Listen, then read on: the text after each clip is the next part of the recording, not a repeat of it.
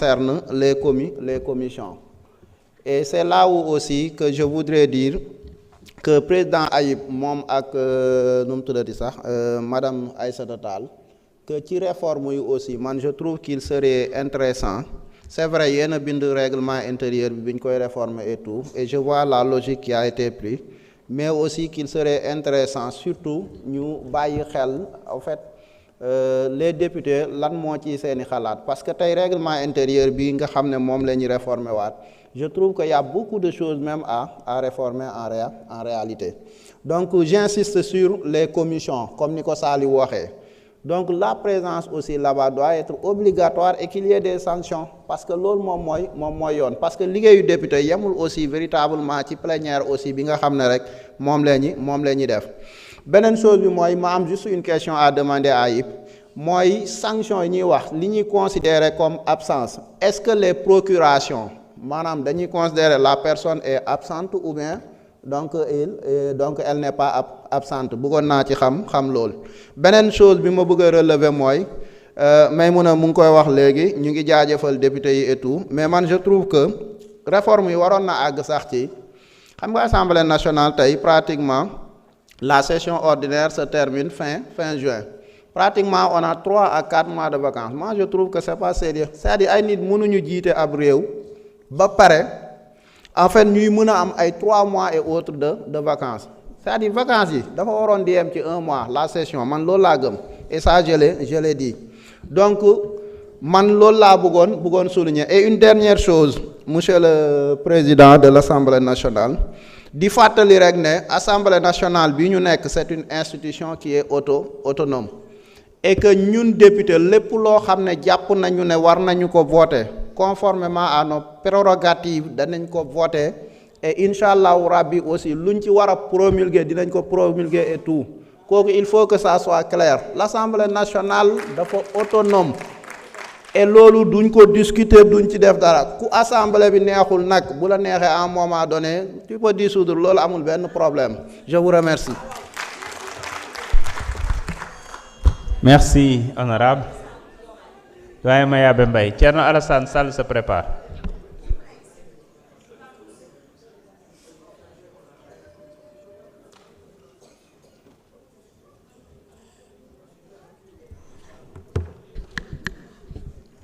A'uuzu billahi mina shaytaani rajiim bismillahi rahmaani rahiim wa salaatu wa salaam ala rasulillah. Monsieur le Président mi ngi lay nuyu chers collègues man jotaay bi dama ci am kersa kii toog di président xëyul toog fi ñun ñoo ko fal fii biñ ko falee dans son discours je retiens 2 choses mu ni damay def une assemblée de rupture ba pare dama bëgg remarier l'Assemblée nationale au peuple bi lu mu daan wax député yi duñu xëy du ñu dem assemblée wala tëdd ne la bu voté jotee ñu yëkkat seen loxo ñibbi donc merci ñaari président groupe parlementaire yi àndandoo def règlement bi mais su res amoon ak jom ñu baal ma waxin mi nag dafay dëgër su jom ak res amoon lii warul am parce que fii amul koo xam ne dañ jàpp sa loxo diri la indi la fii kenn ku ne yaa jóg di xëccoo dans ton département pour ñu jël la investir la nga joxe say papier ñëw def campagne ñëw ñu lay fay jox la oto mettre la dans de très bonnes dispositions nga ni damay représenter le peuple si tu ne viens pas tu es un lâche. Qu'on dise la vérité lii warul am na ko wax léegi le doyen Alakan il n'a jamais raté une section jamais à son âge plus de 90 ans il est toujours là le premier il ne sort pas il est toujours là le dernier c'est un exemple on devrait s'en référer donc bu ñu demee bay teg règlement dans des sanctions yi sax pour man 10 fois successives dafa bari mais dans une session unique bu ci nit toogee 5 fois te ñëw rek war na ko sanctionner mais foog ñu wax ak askan bi lii mooy li fës li feeñ ñu koy jéem a rectifier parce que plénière mooy feeñ. Ça fait combien de jours qu'on est en commission mais gis nañ fi ay députés yoo xam ni mais doo leen sax gis xam soo lu xew